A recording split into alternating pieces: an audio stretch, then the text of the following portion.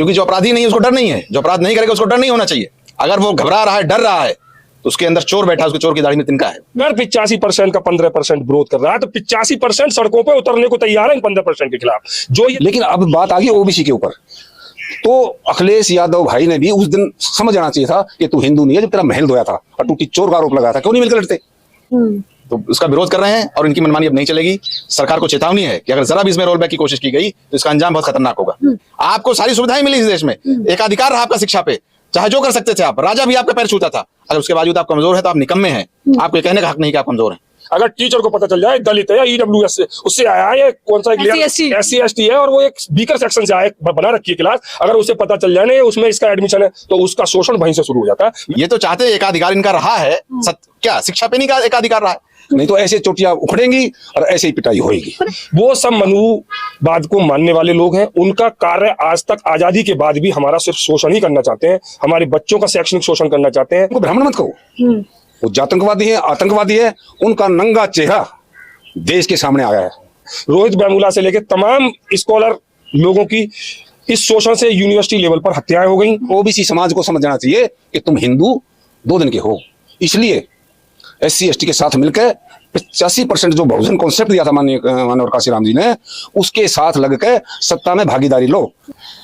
नमस्कार, मैं ज्योति यादव और आप देख रहे हैं हिंद समाचार। यूजीसी आता है और देश भर में तहलका मच जाता है। विपक्ष के नेता इस पर फिलहाल चुप्पी साधते दिखाई दे रहे हैं, लेकिन नगीना सांसद चंद्रशेखर आजाद ने सीधा प्रहार किया है और कहा है कि यूजीसी का हम समर्थन करते हैं और जो लोग सड़कों पर उतरे हुए हैं वो घोर जातिवादी लोग हैं। क्योंकि आजाद समाज पार्टी की प्रत्यक्ष तौर पर प्रतिक्रिया आई है, तो आजाद समाज पार्टी के वो मुखर नेतागण से हम लोग सीधे बातचीत करने का प्रयास करेंगे। कैसे देख रहे हैं आप?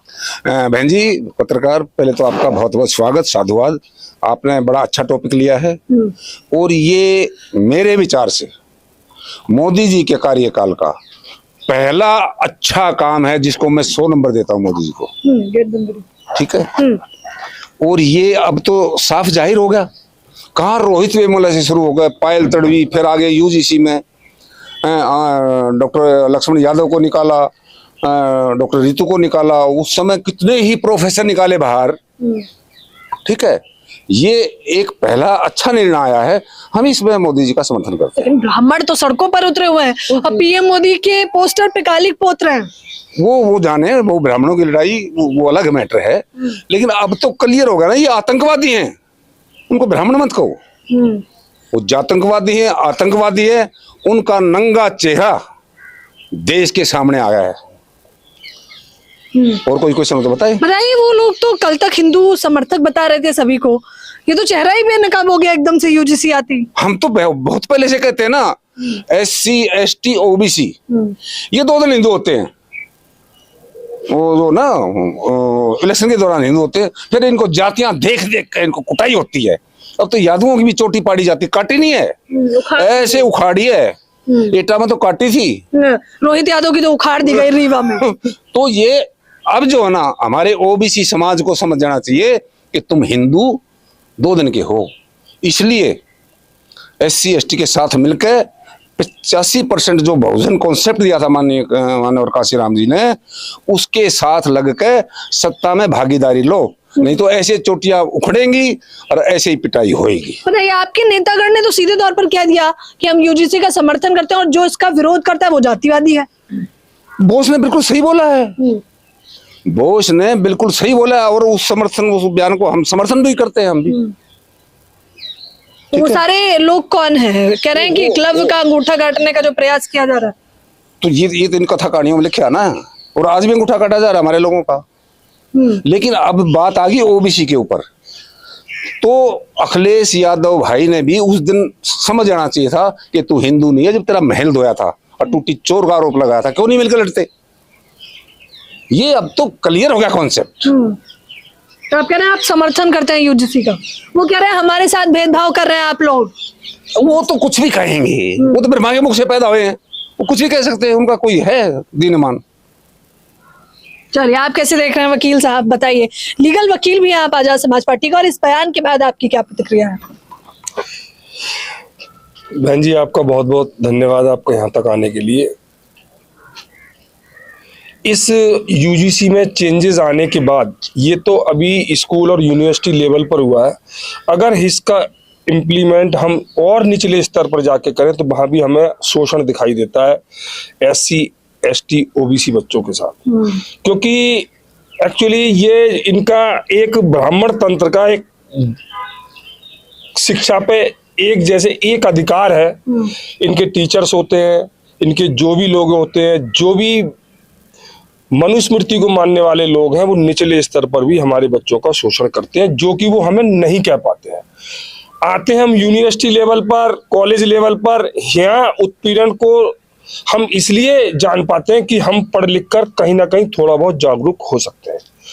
इस कानून का माननीय सांसद, नगीना सांसद माननीय चंद्रशेखर आजाद जी ने जो समर्थन किया है, जो 85% लोगों के हित में है और 15% लोग विरोध कर रहे हैं, वो सब मनुवाद को मानने वाले लोग हैं। उनका कार्य आज तक आजादी के बाद भी हमारा सिर्फ शोषण ही करना चाहते हैं, हमारे बच्चों का शैक्षणिक शोषण करना चाहते हैं।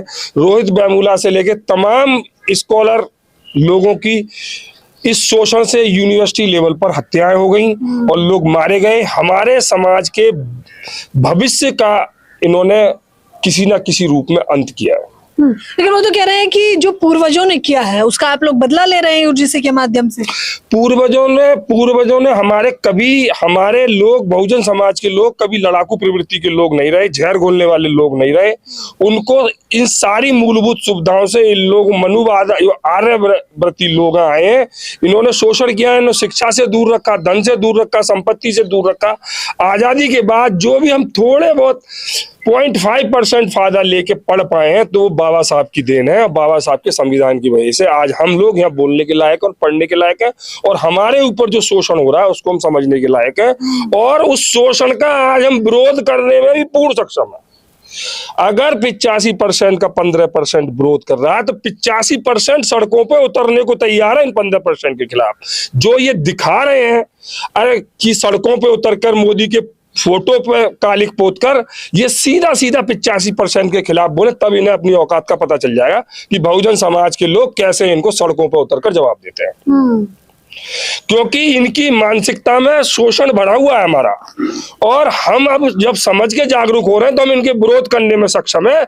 अगर इनमें हिम्मत है तो ऐलान करके और चैलेंज करके, समय टाइम रख के चैलेंज करने के हम विरोध कर रहे हैं। बहुजन समाज के 85% लोग इन्हें बता देंगे कि विरोध का क्या असर होता है, और हम इस कानून से लाने से हमारे लोगों का एक मानसिक संतुलन स्वस्थ होगा और पढ़ने में सक्षम होंगे। अपनी शिकायतों को ले आकर एक जो कमेटी बनेगी, वहां कह सकते हैं कि हमारे साथ ये हो रहा है। ये इनको डर इसी बात का है क्योंकि ये शोषण करते हैं। इनकी शिकायतों का निपटारा करने के लिए कोई कमेटी नहीं थी आज तक। अब कमेटी बनेगी।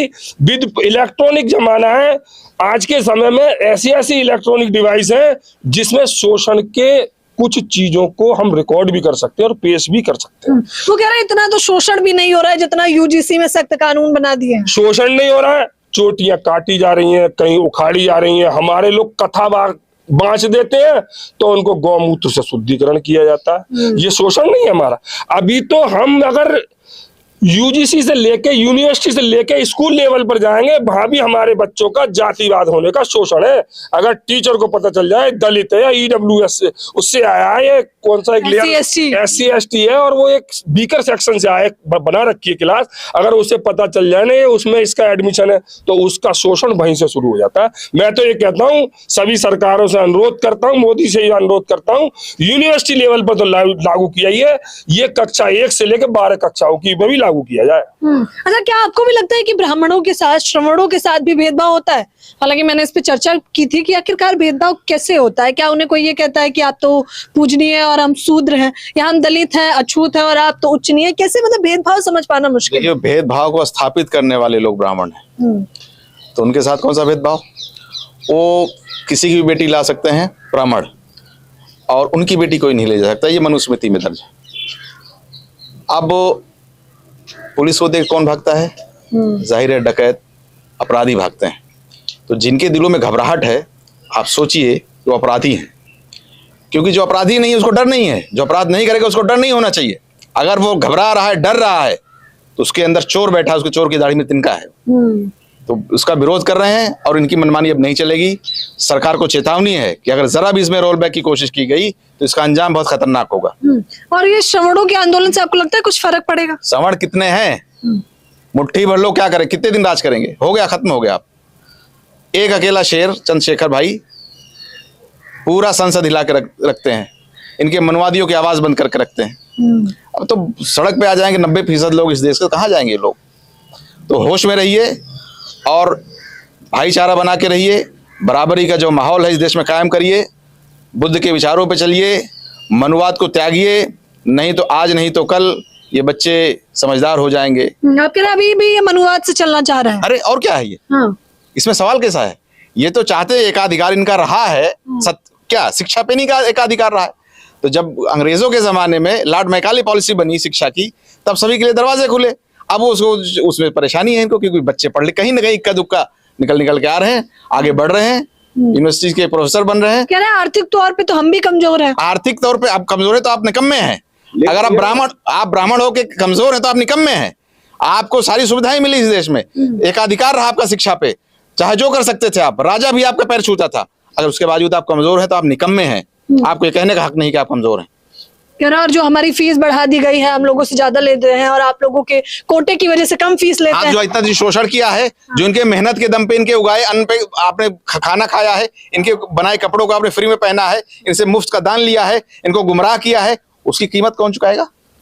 जो गलत दिशा डायरेक्शन में भेजा है समाज को आपने, ऊंच नीच बना के, छोटा बड़ा बना के, वो पूरा देश देख रहा है और आपको माफ नहीं करेगा। तो आप कह रहे हैं आंदोलन के लिए भी तैयार हैं आप लोग? बिल्कुल, उसमें कोई शक नहीं है। हाँ। बहुत शुक्रिया। मतलब कमर कस चुके हैं आप लोग? बिल्कुल कमर कस को, दिन तारीख समय रख ले, कोई दिक्कत नहीं है। जिस दिन इससे कहीं अब यूजीसी के जो पैरामीटर चेंज हुए, इससे छेड़खानी होगी तो बहुजन समाज रोड पे क्या संसद घेरने का भी काम करेगा। तैयार है, हर तरीके से तैयार है। ये आप कह रहे हैं इनसे कुछ फर्क नहीं पड़ रहा, प्रदर्शन जो हो रहा है इनसे कोई फर्क नहीं पड़ रहा, कोई असर नहीं? कोई असर नहीं, ना सरकार पर असर है ना हम लोगों पर असर है। हम तो कह ही रहे हैं खुल के, करें प्रदर्शन, टाइम समय सब रख के करें, कोई दिक्कत नहीं है। क्योंकि इन्होंने शोषण किया है ना, हमारा लगातार शोषण करते आए, शैक्षणिक, आर्थिक, मानसिक सारा शोषण इन्होंने किया हमारे समाज का। जो जो अत्याचार हो रहे हैं, आज लिस्ट उठा के देख लो पूरे देश में, यही लोग, मनुवाद को मानने वाले लोग, हमारी बहन बेटियों के साथ बलात्कार, हत्याएं, बच्चों के साथ मारपीट, परिवार के साथ घर से निकाल के मारना, तो इसका मतलब कहीं ना कहीं चोर है, शोषण तो किया है। आज इन्हें पता चल गया, कमेटी बन गई, मीडिया का जमाना है, सब कुछ है, बहुत ऐसी डिवाइस है कि इनके शोषण का पर्दाफाश होगा इस एक्ट आने से। और इस एक्ट को मोदी जी ने लागू करके बहुत अच्छा काम किया। हमारे माननीय सांसद जी भी इसका समर्थन कर रहे हैं और हमारे पार्टी भी समर्थन करती है, हमारा संगठन भी करता है समर्थन, और हमारे देश का 85% बहुजन समाज भी समर्थन। आप लोग अल्टीमेटम भी दे रहे हैं कि रोल बैक नहीं होना चाहिए। रोल बैक नहीं होगा, रोल बैक होगा तो सड़कों पे वो आंदोलन होगा जो कभी नहीं देखा इन्होंने। 2 अप्रैल वाला होगा, फिर 2 अप्रैल 2018 वाला। और आपको एक और बात बताऊं पत्रकार बहन जी, जब मनुस्मृति लागू थी इस देश में, अंग्रेज आने के बाद ब्राह्मणों को कोई सजा नहीं होती थी, वो जो मर्जी कर ले। पहली सजा जो है ना, फांसी, 6 मई 1775 को पंडित नंद कुमार देव बंगाली ब्राह्मण को थी, उससे पहले किसी को ब्राह्मण को सजा नहीं थी। अब ये चिल्ला रहे हैं, हमारे जैसे कुछ बोलने वाले आगे कुछ समझ लिया, पढ़ लिया। जब कहाँ थे ये?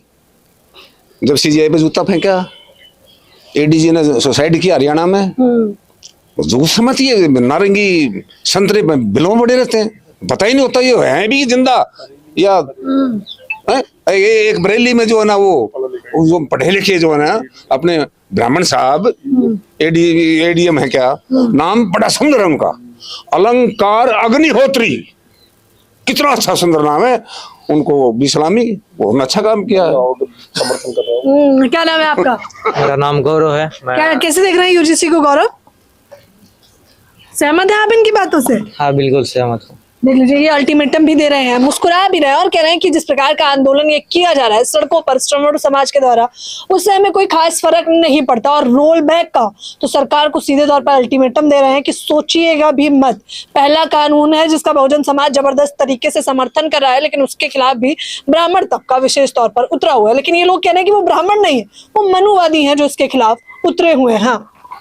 देखिए, आजादी के इतने साल बाद मोदी जी की कहीं ना कहीं बुद्धि जागी। उन्होंने आज की डेट में अगर ये उन्होंने समझाया, उन्होंने कमेटी ने समझा, उन्होंने इस कमेटी में ओबीसी को भी शामिल किया। उन्हें कहीं ना कहीं ये लग रहा था कि ओबीसी के लोग भी इससे कहीं ना कहीं पीड़ित हैं, इसलिए उन्होंने SC ST और ओबीसी को इसमें शामिल किया। इसलिए हम उनको बहुत बहुत धन्यवाद करते हैं। उनकी आंखें खुली, सरकार की आंखें खुली कि उन्हें लगा कहीं ना कहीं ओबीसी समाज भी कुचला जा रहा है और उसके साथ अन्याय हो रहा है, यूनिवर्सिटियों पर अत्याचार हो रहा है, सब कुछ हो रहा है। इसलिए उनको और बहुत बहुत धन्यवाद। बताइए, इन लोगों ने बहुत आंदोलन किए हैं, चलिए देर सवेर ही सही यूजीसी के नए संशोधन से ये लोग खुश नजर आ रहे हैं। और मुख्यतः अगर ओबीसी तबके से जो विशेष करके कुछ लोगों को, चुनिंदा लोगों को आपत्ति हो रही है, उन्हें थोड़ा आंकड़ों पर ध्यान देंगे और किताबें पढ़ेंगे तो समझ जाएंगे कि किस प्रकार से ओबीसी समाज के लोगों को भी उनकी जाति देखकर उन्हें प्रताड़ित किया गया है। इटावा और रीवा कांड तो चर्चा में बना, उस पर हमने चर्चा भी करी, लेकिन ऐसे तमाम आंकड़े हैं जो मैं यूनिवर्सिटी में जाती हूँ तब पता करके आपको ग्राउंड जीरो भी दिखाती हूँ। फिलहाल इस खबर के बारे में आप लोग मुझे अपनी राय जरूर दें। कैमरामैन नावेद के साथ ज्योति यादव, हिंद समाचार।